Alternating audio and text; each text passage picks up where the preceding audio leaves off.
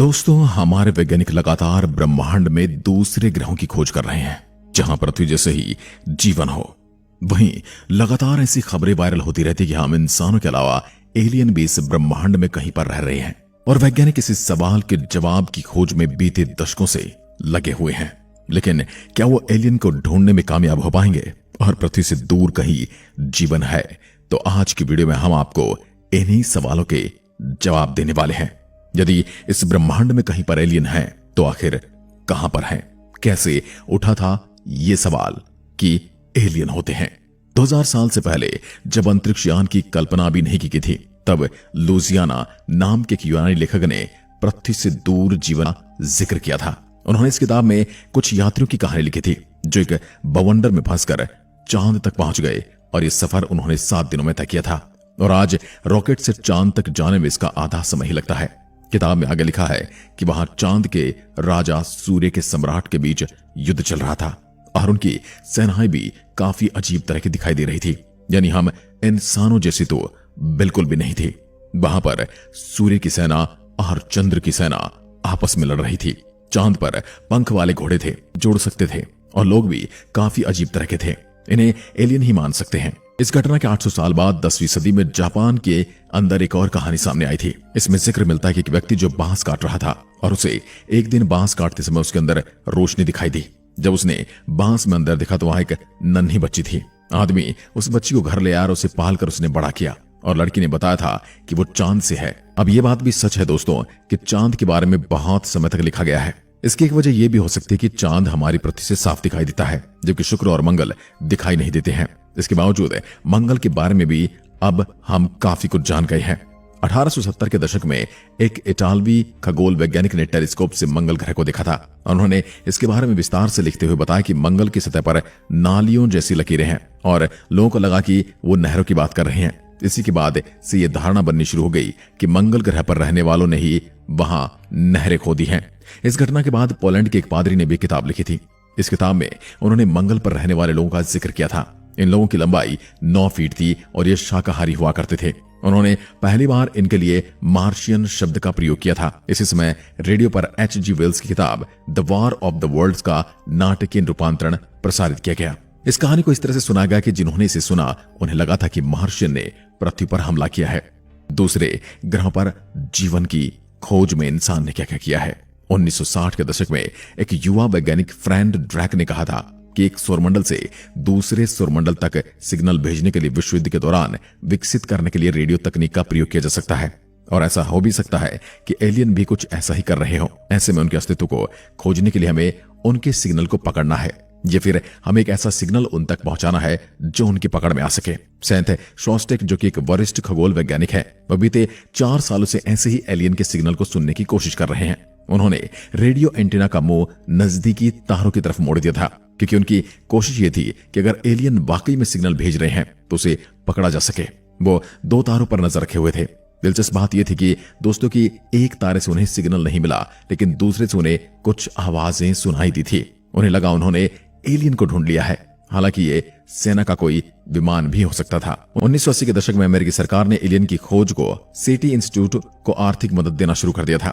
Radio तरंगें आसानी से जा सकती हैं और सेत रेडियो रिसीवर पर जो आवाज सुनना चाहते थे वो कुछ अजीब थी और ये असल में किसी एलियन का सिग्नल नहीं थी बल्कि सेत ने सिमुलेशन से इसे तैयार किया था ताकि समझा जा सके कि वो क्या तलाश कर रहे हैं।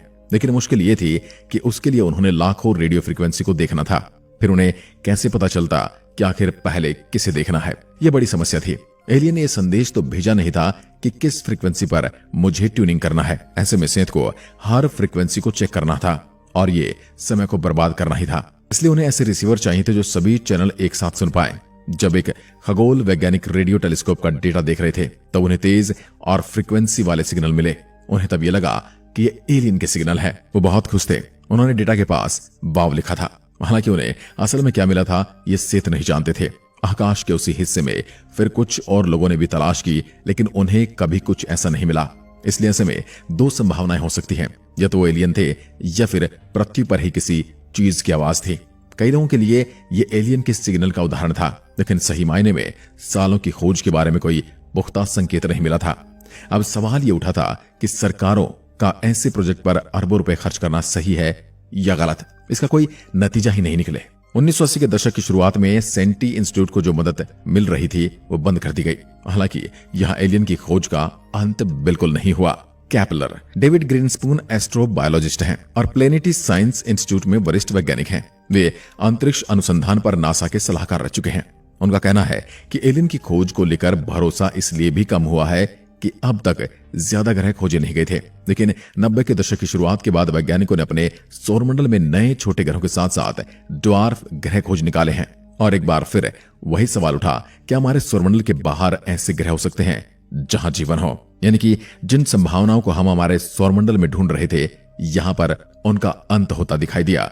और अब एक नए सवाल ने जन्म लिया, क्या हमारे सौरमंडल के बाहर कोई ऐसा ही सूर्य और ऐसा ही ग्रह मौजूद हो सकता है जहां पर जीवन हो, चाहे वो किसी भी फॉर्म में क्यों ना हो? मार्च 2009 में नासा ने केपलर अंतरिक्षयान लॉन्च किया था, जिसमें टेलीस्कोप वाली एक ऑब्जर्वेटरी थी जिसका उद्देश्य पृथ्वी के बाहर जीवन की खोज करना था।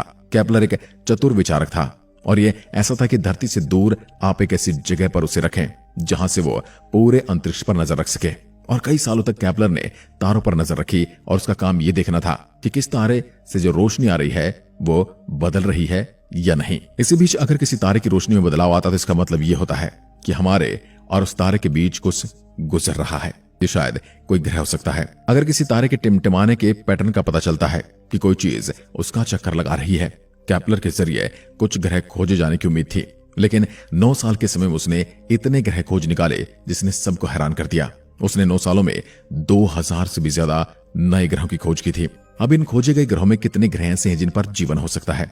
हालांकि इसके बारे में मोटा मोटा अनुमान लगाया जा सकता है, क्योंकि हम ये नहीं जानते कि किन हालातों में जीवन पनपता है। हमारे सामने केवल पृथ्वी का ही उदाहरण है। हालांकि हम ये मान सकते हैं कि हमारी पृथ्वी जैसे आकार वाला कोई ग्रह अगर किसी खास क्लाइमेट जोन में होता है, जैसे कि हम हैं, वहां जीवन की संभावना हो सकती है। लेकिन हम ये भी नहीं जानते कि जब जीवन की शुरुआत हो रही थी तो पृथ्वी कैसी थी। इस हिसाब से कहना गलत नहीं होगा कि हमारी आकाशगंगा में से 30 करोड़ ग्रह हो सकते हैं जहां पर जीवन की संभावना है, यानी वो हमारी पृथ्वी जैसे हो सकते हैं। डेविड ग्रीनस्पून के मुताबिक यह खोज वो क्रांति थी जिसमें धरती के बाहर जीवन की संभावनाओं को लेकर वैज्ञानिकों की सोच को बदल दिया। अधिकतर खगोल वैज्ञानिकों को लगता था कि उन्हें भरोसा है किसी और ग्रह पर भी जीवन होगा। वैज्ञानिकों को भरोसा है कि पृथ्वी पर नन्हे जीव जो जीवन की शुरुआत का आधार रहे हैं पूरे ब्रह्मांड में फैले हुए हैं। एक नई खोज ने एक बार फिर एलियन की तलाश में दिलचस्पी बढ़ाई है। अब सबसे बड़ा सवाल फिर से वही है, एलियन से मिले तो क्या करेंगे हम? स्टीव डिक, जो कि एक खगोल वैज्ञानिक है और विज्ञान के इतिहासकार के साथ नासा में प्रमुख इतिहासकार भी रह चुके हैं, दूसरे खगोल वैज्ञानिकों की तरह स्टीवन को भी यही लगता है कि पृथ्वी के अलावा भी किसी दूसरे ग्रह पर जीवन है, लेकिन इसका पता चलने के बाद क्या होगा? स्टीवन डिक ने बताया कि उन्हें जितना पता है, लेकिन हमारी सरकार या फिर किसी और के पास इसकी कोई योजना नहीं है कि अगर कहीं हमें एलियन मिल भी जाते हैं तो इसका हम पर क्या असर होगा। उनका यह भी कहना है कि हमें अब तक ये भी नहीं पता है कि जिन्हें हम खोज रहे हैं वो कैसे हैं और हमसे मिलकर उनकी प्रतिक्रिया क्या होगी। अगर वो हमसे ज्यादा ताकतवर हुए तो हो सकता है कि वो हमें कॉलोनाइज कर लें, और हो सकता है कि वो हमसे कमजोर हुए या फिर एक अलग ही फॉर्म में वहां पर जीवन चल रहा होगा, तो शायद इंसान उन पर हुकूमत करने की कोशिश करेगा। हमें मानकर नहीं चल सकते कि एलियन अच्छे होंगे।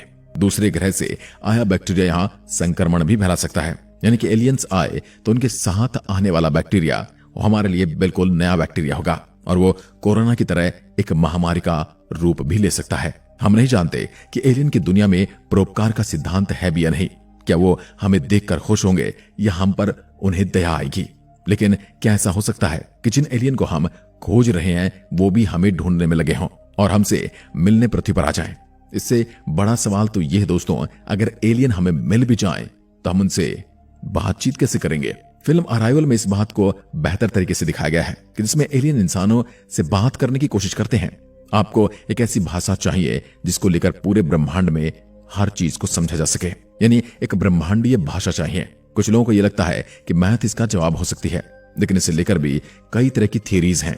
कुछ का मानना है कि गणित का आविष्कार किया गया है और कुछ का मानना है कि इसे खोजा गया है, यानी कि गणित पहले से ही विद्यमान है, हमें सिर्फ उसका पता नहीं था। इन बातों के अलावा भी और कई सवाल हैं जो परेशानियों का सबब हो सकते हैं, जैसे हम उन्हें धर्म के दायरे में देखेंगे, हम उनके साथ कैसा व्यवहार करेंगे और धरती की तरफ से उनकी बातचीत कौन करेगा, संयुक्त राष्ट्र या फिर कोई और? इन सवालों के जवाब अभी तक किसी ने नहीं दिए हैं और ना किसी के पास है।